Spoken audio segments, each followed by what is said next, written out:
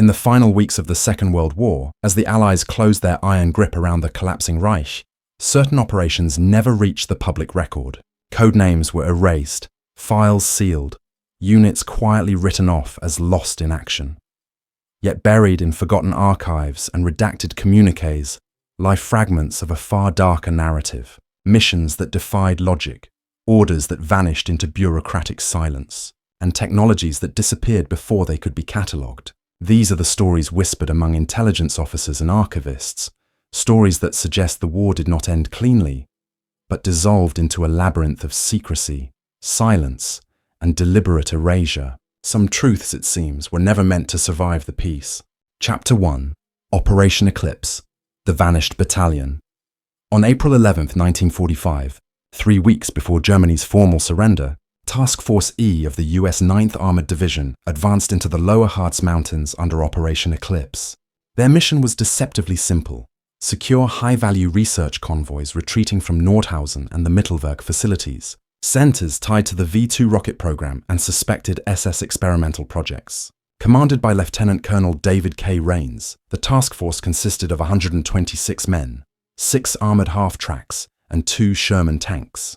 They moved out from Osterode at 0600 hours, following intelligence intercepted by Ultra that referenced transport columns bearing Sondergerät, special equipment, headed toward a village called Sieber.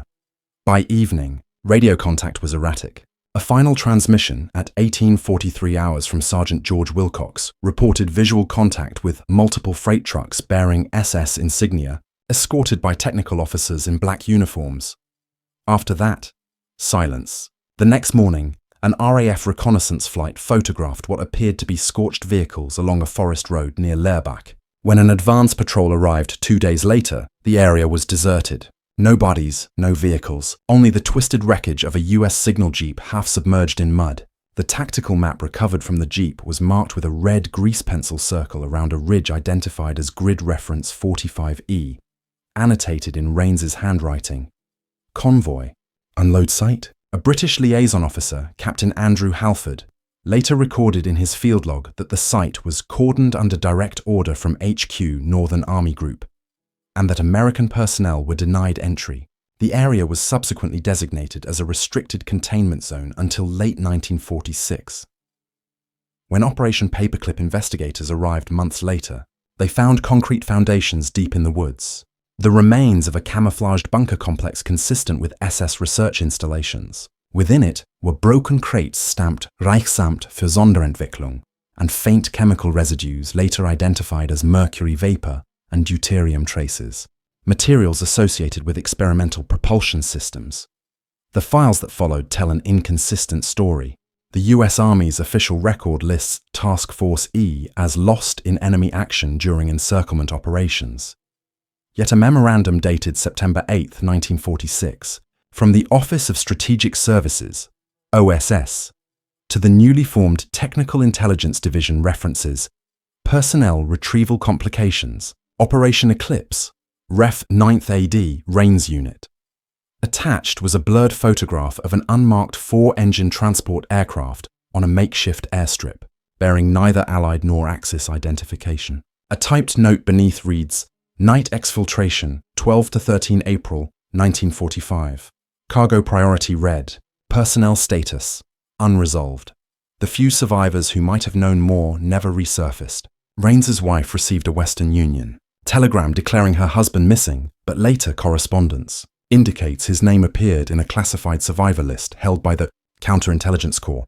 In 1952, during a congressional inquiry into irregular post-war transfers of German technology, a retired Signal Corps operator named Martin Doyle testified, off the record, that he decoded a message from Bletchley Park referencing US Eclipse. Unit merged with British Scientific Liaison. Section for immediate containment. The testimony was sealed. Local German residents from Leerbach, interviewed in the 1970s, described a night of unnatural thunder and lights over the valley, green and blue arcs that flickered across the tree line for nearly an hour. One villager, Erich Lang, claimed he saw men in strange protective suits loading metallic cylinders into a plane.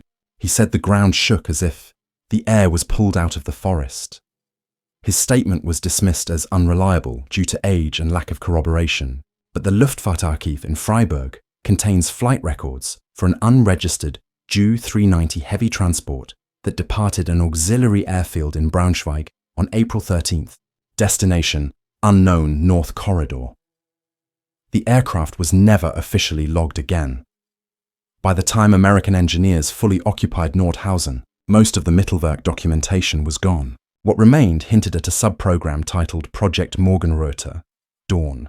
The few surviving blueprints show schematic diagrams resembling Mercury centrifuges within ring assemblies. The Reichsamt für Sonderentwicklungsziel appears repeatedly. Curiously, the same stamp appears on a 1947 British intelligence inventory listing non-ballistic experimental apparatus recovered from Harz region, custody of RAF Farnborough.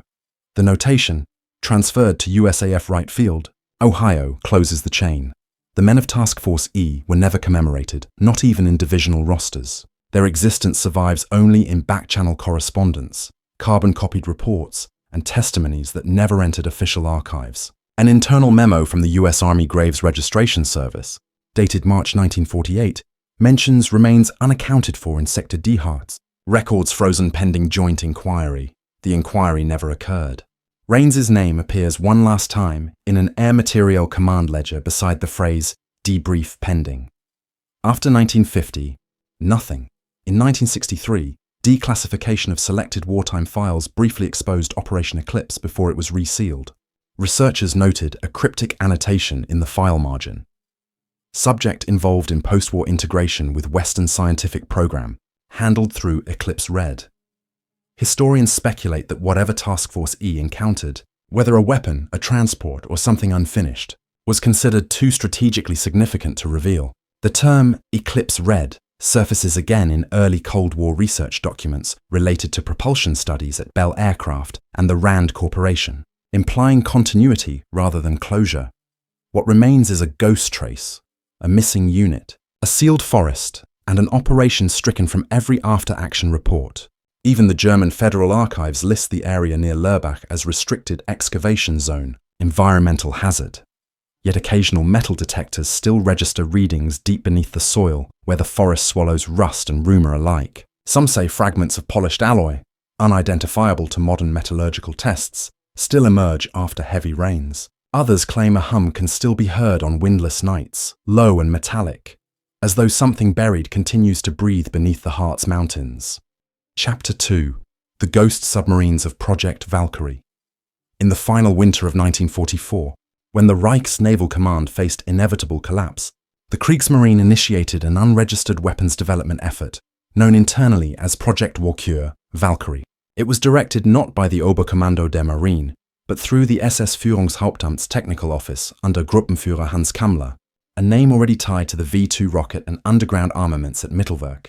Valkyrie's objective was the construction of a new class of ocean-going submarine capable of total radio silence and near-indefinite submersion, an attempt to shift the war to what internal memoranda called the invisible theatre.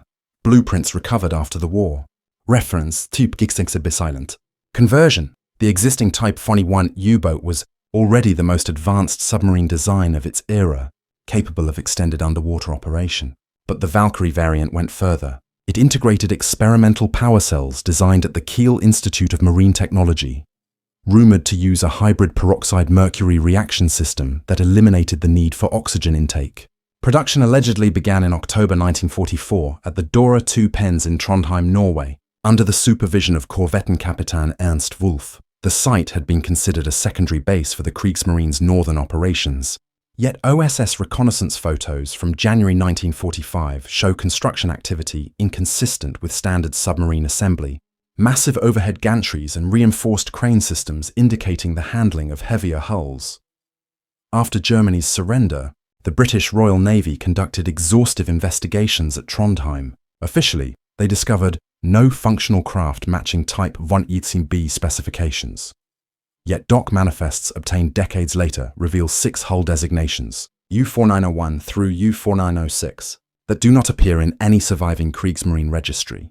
These vessels were reportedly completed between December 1944 and March 1945, and underwent silent running trials in the Trondheim fjord.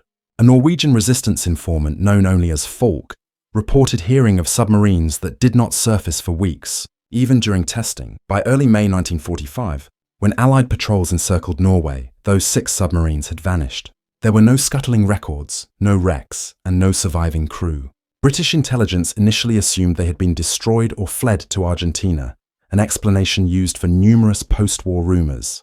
However, in 1952, the British trawler St. Brigid reported sonar contact with an object approximately 700 miles southwest of Greenland. The sonar operator, Thomas Elwin, logged a metal mass approximately 80 meters long, 8 meters beam, moving slowly at 600 feet depth. No acoustic signature. Elwin's captain relayed the coordinates to the Admiralty. A US Navy destroyer, the USS Isherwood, dispatched to investigate, reported no contact. But the Isherwood's declassified deck log shows an entry erased and retyped for that same date, May 16, 1952, with the notation, equipment malfunction. No anomaly detected. Privately, an exchange of memos between the Royal Navy's Anti-Submarine Warfare Division and the US Office of Naval Research suggests a different story. One document marked top secret, UK-US eyes only. References: residual magnetic anomalies, consistent with WWII-era German hull construction in Sector Greenland 44B. Object stationary. In the margin, someone had written by hand, could be 40901. The file was subsequently removed from the archive in 1963 and never recovered. The U-boat pens in Trondheim were partially demolished after the war, but divers exploring the flooded lower chambers in 1971 discovered 2 sealed maintenance corridors blocked by reinforced concrete. Behind one barrier, sonar imaging revealed a cylindrical cavity roughly 90 meters long, consistent with a submarine docked and entombed. Norwegian authorities halted the exploration, citing structural risk. No further dives were permitted. A classified note within the Norwegian Defence Intelligence Service, uncovered in 1998 by journalist Henrik Alstad, mentioned containment priority orders from NATO Command, reference Valkyrie containment. If Project Valkyrie's purpose was to achieve absolute underwater endurance, the implications were staggering. The use of hydrogen peroxide propulsion and closed-cycle turbines could, theoretically, have allowed a U-boat to remain submerged for months, decades before similar technologies were publicly developed.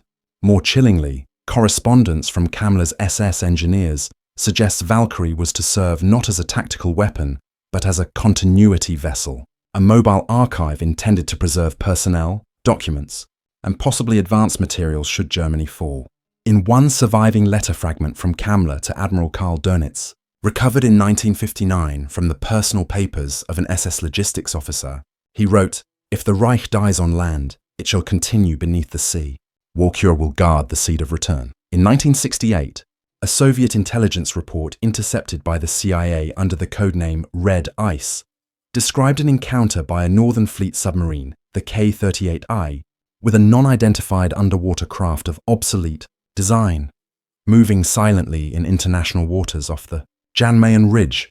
The report stated the object maintained a depth of 800 meters and emitted no active sonar nor signal. The commander's observation: shape matches Type 21 hull, but motion unnatural, no cavitation, no propeller wash.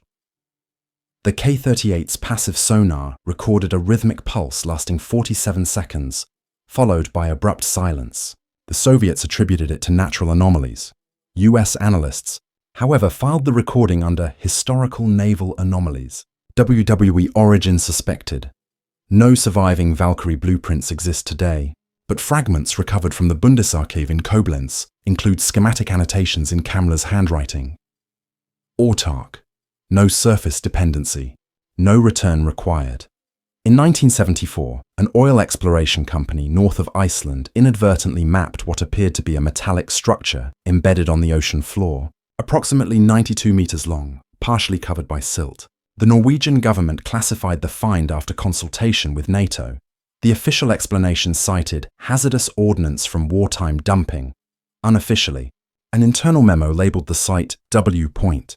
In 1981, divers from a private expedition attempted to locate W Point, but their submersible lost power after reporting interference with navigation systems. The last recorded message from the pilot described low-frequency mechanical noise, like engines idling. When the submersible resurfaced 3 hours later, the crew was unresponsive, suffering from severe nitrogen narcosis despite shallow depth readings. The expedition leader was later found dead in Oslo under unclear circumstances. Today, the legend of Valkyrie occupies a space between naval history and classified rumor. Some dismiss it as Cold War paranoia, others as the unfinished dream of an empire's last engineers. Yet pieces of the puzzle remain: missing hull numbers, sonar contacts with no acoustic return, and documents buried in NATO archives under sealed references. If even one Valkyrie survived, it would represent a ghost fleet moving silently beneath modern waters, immune to detection, crewed perhaps by men who never surrendered. Whether they found refuge under the polar ice or perished in the abyss, no one can say, but the ocean keeps its secrets well, and every so often a faint metallic echo rolls through the depths near Greenland, steady, mechanical, and too regular to be nature. Chapter 3. The Black Archive of Unit 731.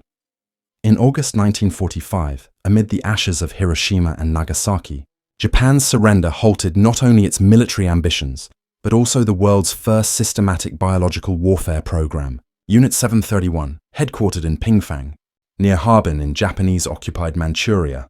The facility had conducted human experimentation on an industrial scale: plague, anthrax, frostbite, vivisection, and pathogen aerosolization. Its commanding officer, General Shiro Ishii, ordered the destruction of all research before Soviet forces advanced. Officially, the site was obliterated. Unofficially, a segment of that archive survived, the so-called Kurokiroku, or Black Record. The first Western trace of this phantom archive appears in a 1947 OSS report titled Recovered Materials, Manchuria Biological Complex, classified as Top Secret, Restricted Distribution. The document details an operation led by Captain Albert Trainer of the 441st Counterintelligence Corps. His team recovered a series of metal containers near the ruins of Pingfang. Inside, 35 reels of 16mm film, partially melted, notebooks written in kanji and katakana, and 11 sealed vials of unknown biological samples preserved in formalin. The material was handed over to U.S. Army medical research authorities at Yokohama before disappearing from record under the file designation Paperclip M731. For decades, historians assumed the US had ignored or destroyed the data, but declassified memos from Fort Detrick, Maryland, the heart of America's post-war biological research, tell another story. In March 1948, a memo from Dr. Edward A. Johnson to Colonel Charles E. Borden referenced Japanese datasets on human response to aerosolized agents, unparalleled detail. Johnson's note continued, recommend full exploitation under Operation Paperclip cover. Potential Cold War advantage exceeds moral consideration. Beneath his signature, a red pencil scrawl reads, Authorize integration, codename Black Archive. What became of the physical archive remains uncertain. In 1950, the Korean War provided cover for renewed biological testing. The Chinese government accused the United States of using germ warfare, claims dismissed at the time as propaganda. Yet internal correspondence between Fort Detrick scientists and the Air Force's Chemical Corps reveals an unsettling pattern. Experimental terminology matching Unit 731's lexicon, vector spread via entomological payload, temperature tolerance of Y strain anthrax, and M subject field test outcomes. The methods were identical to those recorded in Ishii's seized notebooks. Meanwhile, Soviet intelligence had conducted its own post-war pursuit of 731 remnants. Under Directive 94081, NKVD agents captured several of Ishii's subordinates who failed to escape to Japan.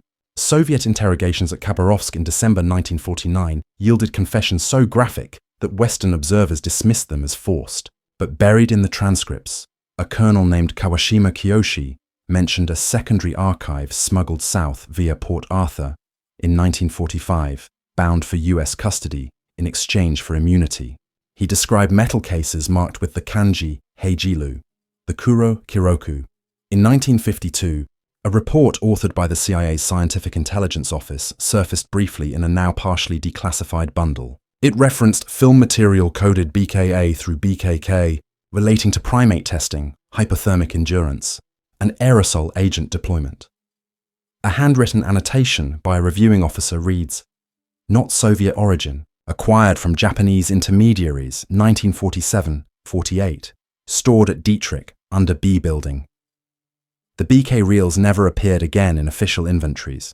One of the few surviving witnesses, Dr. Hisato Yoshimura, an army physiologist, testified privately in Tokyo in 1956 to US investigators.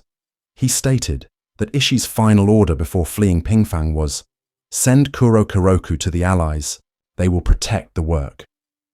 Yoshimura then described a small American C-47 transport landing near Mukden in early August 1945, days before the Soviet advance. He claimed the containers were loaded aboard under guard by men wearing no insignia, speaking American but not soldiers' English. His statement was later sealed by the US Embassy under Section 8 of the Security Act. Forensic evidence emerged again in 1973 when an estate sale in Yokosuka produced a trunk belonging to former naval surgeon Lieutenant Tetsuo Tsunoda. Inside were 4 glass slides labeled in English. Sample B731A, pathogen viability, primate lung. The samples were confiscated by the Japanese Ministry of Health, which cited biohazard risk. Within a month, the material was transferred to US Naval Medical Command in Tokyo and subsequently lost during inventory. The event was not reported publicly. Through the 1980s and 1990s, rumors of the Black Archive's continued use persisted among researchers studying Cold War-era pathogens. Files obtained via FOIA request show a direct lineage between Fort Detrick's early projects and Japanese experimentation data. Series JPath 731 appears repeatedly in the margins of test summaries for anthrax and plague agents. Even the coding conventions match Ishii's system. In 1989, an internal review by the US Army Medical Command quietly reclassified portions of Fort Detrick's archives, noting legacy data derived from foreign wartime sources, non-attributable. That same year, Japan's NHK aired a documentary about Unit 731, claiming surviving microfilm reels existed somewhere in Maryland. Within weeks, NHK's production office reported a break-in. No footage was taken, but all research notes were removed. Scholars who have pursued the trail describe a strange silence when requests reach certain archives. One British historian, Dr. Miriam Houghton, recounted in 2001 that after submitting a request for Fort Detrick's BK series documents, she received a visit from 2 men presenting Air Force credentials, who advised her that those materials remain classified for national security reasons. She withdrew her request. Even now, the remnants of the Kuro Kuroku surface in fragments. In 2017, an unmarked reel of microfilm was anonymously donated to a university in Kyoto. Its contents showed English-language annotations on Japanese test data. Phase 4, human frost injury, 25-degree endurance, 18 subjects. Experts verified the handwriting belonged to Dr. Johnson of Fort Detrick. The reel was confiscated by US authorities during a diplomatic exchange. Its current location is unknown. The existence of the Black Archive blurs the moral boundaries between victor and vanquished. If the US absorbed Unit 731's atrocities into its Cold War arsenal, the distinction between war crime and classified research dissolves. Historians seeking closure confront a paradox.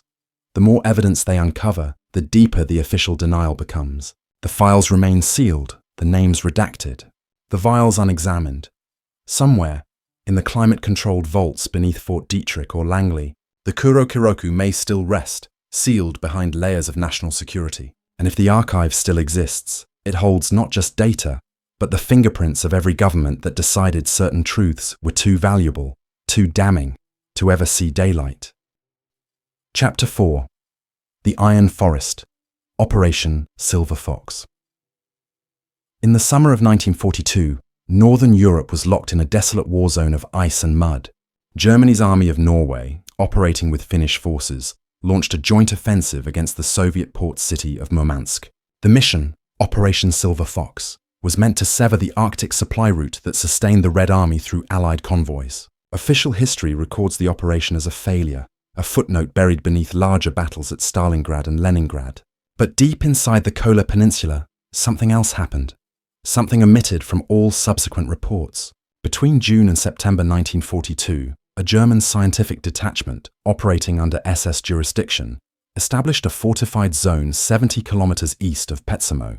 Its codename was Rautermetzer, the Iron Forest. The detachment was not a standard combat unit. According to fragmentary Wehrmacht records discovered after the war, it was listed as SS Wissenschaftliche Abteilung V7, Arctic Experimental Corps. The V7 designation tied it to the same division, responsible for secret propulsion projects at Peenemünde, led by SS General Hans Kammler. Orders signed by General Eduard Dietl, commander of the Arctic Front, granted V7 unrestricted access to the operational area under the pretense of meteorological research. In reality, their mandate was the testing of experimental electromagnetic apparatus developed in cooperation with the AEG Corporation and scientists from the Reich Research Council. A partially declassified Allied interrogation transcript from October 1945 provides the earliest clue. The interviewee, a captured SS logistics officer named Heinrich Behrens, claimed his unit escorted heavy cargo marked Project Nordlicht through Rovaniemi toward a site known only by grid coordinates FJ12. When asked what Nordlicht contained, Behrens replied, turbine rings, condenser units, and special batteries. He also mentioned that the convoy included men from Peenemünde in civilian coats. Allied intelligence dismissed his account as self-serving fiction, yet aerial reconnaissance photos taken by Finnish Air Force observers in August 1942 show an unnatural clearing, geometric and circular, carved into the forest southeast of Liina-Kamari. The clearing measured nearly 400 meters across. By October, the front collapsed under Soviet counterattacks, and German forces withdrew. When Finnish units reoccupied the area briefly in 1944, they reported the same forest unnaturally dead. No vegetation growth, trees stripped of bark, soil blackened as if scorched from below. Locals later refused to enter, calling it the place where the compasses fail. After the war, Soviet engineers arrived and immediately cordoned off the sector.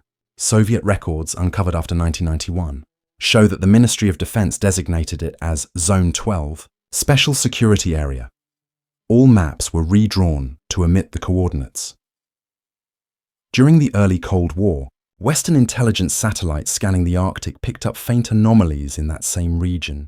A declassified 1962 CIA imagery analysis, REF Arctic 47, describes geometric depressions resembling concentric rings, approximately 300 mm diameter, partially obscured by snow cover.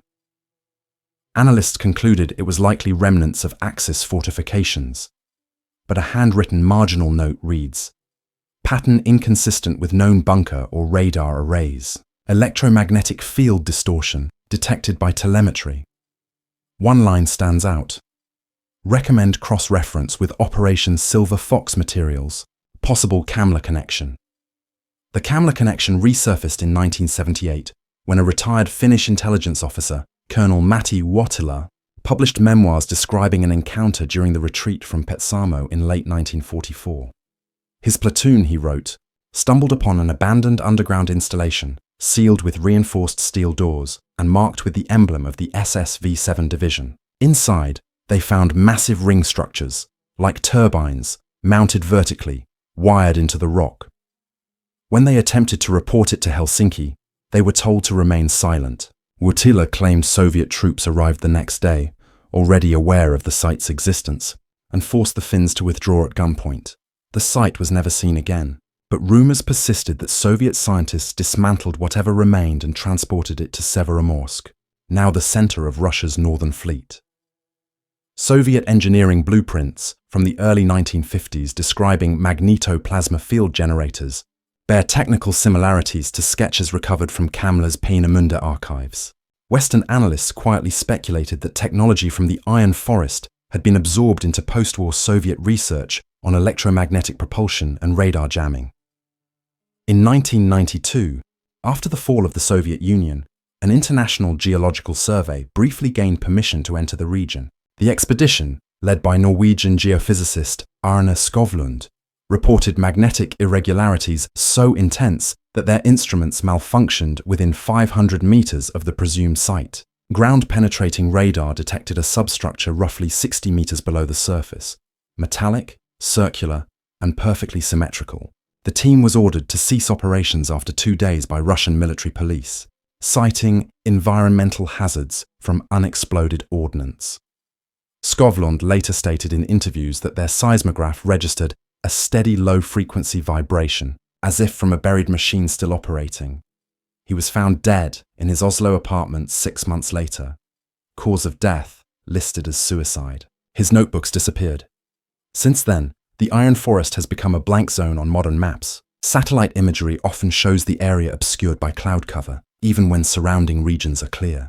The few explorers who have approached report intermittent static on radios, GPS drift, and auroral lights that linger too low over the treetops. One Russian logging contractor told journalists that his workers unearthed a massive metallic ring segment in 2008 before armed personnel arrived and confiscated it. He said the soil beneath was warm to the touch, though air temperatures were below freezing. If fragments of the Iron Forest still exist beneath the tundra, they could represent the remnants of a weapon or an experiment too unstable to replicate. Kammler's notes, recovered from Berlin in 1945, describe a field resonance generator designed for atmospheric disruption. Whether this referred to radar experimentation or something more radical remains uncertain. The notation beneath reads simply, "Tested successfully, Arctic Theatre." Historians searching for evidence of Operation Silver Fox's true objective confront a web of missing documents. Finnish and German war diaries for July-September 1942 contain synchronized gaps. Soviet after-action reports omit entire days of combat data near Petsamo. Even post-war NATO intelligence files reference Area Rautemetsa, do not overfly. Today, the tundra remains silent. The trees have regrown, but in warped patterns, spiraling slightly, as though pulled toward an unseen center. Locals still avoid the area, saying compasses spin and metal tools vibrate when laid on the ground. Whatever Operation Silver Fox began in 1942 did not end with the war. It was merely buried under snow and secrecy, its echoes still resonating through the magnetic north. Chapter 5. The Odessa Directive, Flight of the Fourth Reich. By the spring of 1945, as Berlin collapsed beneath Soviet artillery and Hitler's empire burned itself to ruin, the machinery of escape was already in motion. Hidden within the bureaucratic wreckage of the SS was an operation conceived years earlier. Known internally as the Organisation der ehemaligen SS-Angehörigen, Odessa, historians often dismiss it as a myth, but within the surviving intelligence cables and financial transfers of post-war Europe lies evidence of a darker continuity plan, a system designed not for retreat, but for rebirth. At its heart was a document codenamed Südlicht, the Odessa Directive, drafted under the authority of SS General Hans Adolf Prützmann and approved by Martin Bormann himself before his disappearance from Berlin in May 1945. The directive's essence was simple: safeguard personnel, assets, and research vital to the Reich's survival. Its implementation was anything but. While Allied forces advanced from the west and the Soviets encircled from the east, convoys left Bavaria carrying gold bullion, industrial patents, and microfilm archives of scientific data. Traditional accounts trace these routes through the Vatican's rat lines to South America, aided by sympathetic clergy and Red Cross passports.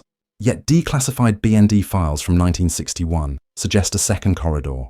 Korridor Südlicht, directed not southward, but north into neutral Sweden. A captured SS signals officer, interrogated at Camp 020 in England in August 1946, described flight consignments routed through Lübeck to the Baltic port of Trelleborg aboard civilian trawlers disguised as fishing vessels. Their manifests listed machine parts, optical lenses, and pharmaceuticals. British censors later discovered coded ledgers referencing deposits in Stockholm's Handelsbanken under fictitious corporate fronts, Nordische Industrie AG, Baltic Mining Concern, and Scandia Aerotechnik. Post-war audits revealed that between May and December 1945, over 1.2 million Reichsmarks in gold equivalents were converted into Swedish krona and reinvested in emerging technology firms. One such firm, Scandia Aerotechnik AB, incorporated in 1947, produced advanced jet engine prototypes bearing uncanny resemblance to late-war German research at the Junkers and Heinkel plants. Swedish patent filings from 1948 list a single-stage axial compressor system identical to diagrams in captured German blueprints seized by the Allies at Nordhausen. The company's founder, officially a Swedish engineer named Anders Nyström, had no pre-war record prior to 1946. Later intelligence cross-referenced his passport photo with an SS identity card belonging to Oberstleutnant Otto Niemann, formerly attached to Kammler's weapons program. By 1950, the Odessa network had transformed from a fugitive chain into an invisible economic organism. CIA and MI6 memoranda describe meetings in Madrid between ex-SS industrialists and former Abwehr officers, coordinating the redistribution of technical capital to European industries. These meetings were tracked under the codename Operation Rusty. A 1952 CIA field summary explicitly warns, the Odessa apparatus no longer seeks to restore the Reich militarily. Its objective is influence, industrial, scientific, and ideological. A state without borders. The report was classified top secret, no foreign dissemination, and remains partially redacted to this day. The financial side of Odessa was equally meticulous. Swiss accounts under Basel Bank and the Vatican's Istituto per le Opere di Religione, or moved funds through dummy, charities such as the Society for European Reconstruction, a ledger seized in Geneva in 1967 during Operation Bernhard II, shows a recurring code phrase attached to wire transfers. Der Krieg ist nicht verloren, nur verborgen. The war is not lost, only hidden. The same phrase appears in correspondence between former SS scientists later employed by US defense contractors under Operation Paperclip. Among them, a memorandum from Werner von Braun's office at Redstone Arsenal to an unidentified N. Falkenrath in 1953 bears the same phrase, scribbled in German at the bottom margin.